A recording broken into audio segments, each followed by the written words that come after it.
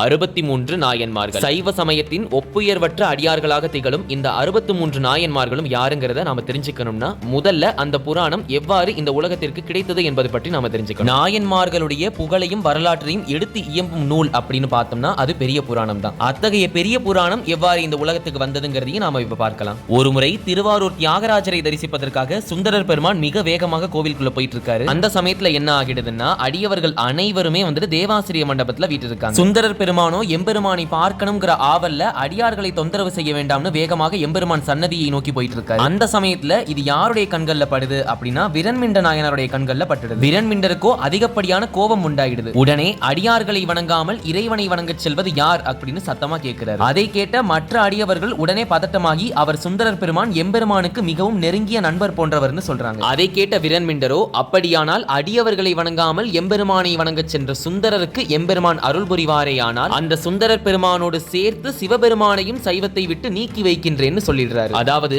எம்பெருமானையே ஒதுக்கி வைக்க துணிந்தார் விரண்மிண்டர். இப்பொழுது புரியுதா ஏன் அடியவர்களுக்கு மிகப்பெரிய பெருமை? இறைவனோ தொண்டருள் ஒடுக்கம் தொண்டர்தம் பெருமைன்னு சொல்லவும் பெரியதேன்னு இதனாலதான் சொல்றாங்க. இறைவன் மிக பெரியவர் தான். இருப்பினும் அவ்வளவு பெரிய இறைவனை ஒரு சிறு இதயத்திற்குள்ள அடைக்கக்கூடிய சக்தி படைத்தவர்கள் தான் அடியவர்கள். அதனால் தான் இறை பாதையை காட்டக்கூடிய குரு, சித்தர்கள், ரிஷிகள், நாயன்மார்கள் என என்றைக்குமே ஒரு முதல் சிறப்பை பெறுகிறார்கள். இது கேட்ட எம்பெருமானுக்கு திடுக்கிற்றது. என்னடா இது விரண்மிண்டர், அதாவது நம்முடைய பக்தன் நம்மளையே ஒதுக்கி வச்சுட்டானே அப்படின்னு உடனே பதபதப்பா சுந்தரர் வருவதற்கு முன்னாடியே அவருக்கு முன் தோன்றி அவரை ஆட்கொள்கிறார். சுந்தரர் பெருமான் முன் தோன்றிய இறைவன் அவர் செய்த தவற்றை எடுத்துரைத்து ஆதலால் நீ நாயன்மார்களை பற்றி பாடல் பாடுன்னு சொல்றாரு. இதுவும் கூட எம்பெருமானின் திருவிளையாடலே ஆகும். ஏன்னா சுந்தரர் பெருமான் பாடல் பாடல அப்படின்னா நாயன்மார்களுடைய அந்த வரிசை அவர்களுடைய வரலாறுக்கு ஒரு வேர்பகுதி என்பதை இல்லாம போயிருக்கும். அதனால் நாயன்மார்களுடைய வரலாறு நமக்கு தெரிவதற்காக எம்பெருமான் நிகழ்த்திய ஒரு திருவிளையாடல்னே இதை எடுத்துக்கலாம். சுந்தரர் பெருமான் பற்பல பதிகங்களை பாடி இருந்தாலும் கூட உடனே எம்பெருமான் பாடுன்னு சொன்ன உடனே எப்படி ஆரம்பிக்கிறதுன்னு அவருக்கு தெரியல. அதற்கு எம்பெருமானே முதல் அடி எடுத்து கொடுக்கிறாரு. அதுதான் தில்லைவாழ் அந்தணர்தம் அடியார்க்கும் அடியேன். இவ்வாறு எம்பெருமான் முதல் அடி எடுத்து கொடுக்க சுந்தரர் பெருமான் தொடர்ந்து பாடல்களை பாட ஆரம்பிக்கிறாரு.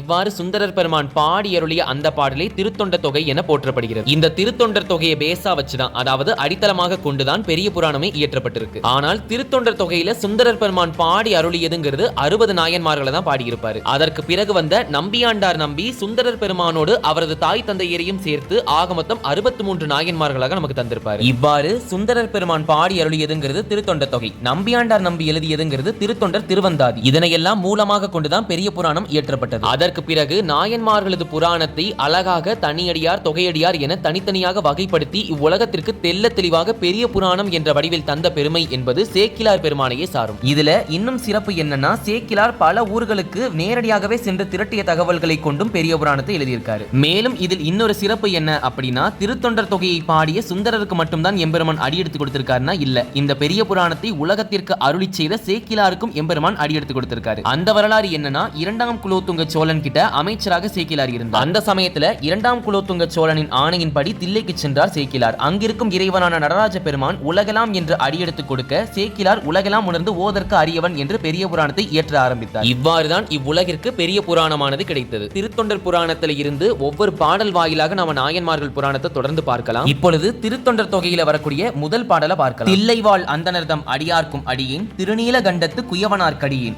இல்லையே எண்ணாத இயற்பகைக்கும் அடியேன், இளையான்றன் குடிமாறன் அடியார்க்கும் அடியேன், வெள்ளுமா மிகவல்ல மெய்ப்பொருளுக்கடியேன், விரிபொழில் சூழ் குன்றையார் விரண்மிண்டற்கடியேன், அல்லிமென் முல்லையந்தார் அமர்நீதிக்கடியேன், ஆரூரன் ஆரூரில் அம்மானு காலே என்பதே முதல் பாடலாகும். இப்பாடல்ல முதல் அடியில வரக்கூடிய தில்லைவாழ் அந்தணர்தம் அடியார்க்கும் அடியேன்னு சொல்லப்படுற தில்லைவாழ் அந்தணர்கள் பற்றி நாம முதல்லயே பார்த்துடுவோம். அதனைத் தொடர்ந்து ஒவ்வொரு வரியிலையுமே ஒரு நாயன்மாருடைய பெயரானது அழகாக கொடுக்கப்பட்டிருக்கிறது. எனவே அடுத்த பதிவுல தில்லைவாழ் அந்தணர்கள் பற்றி நாம தெளிவாக பார்க்கலாம். இறைவனோ தொண்டருள் ஒடுக்கம் தொண்டர்தம் பெருமை சொல்லவும் பெரிதே. நன்றி, வணக்கம்.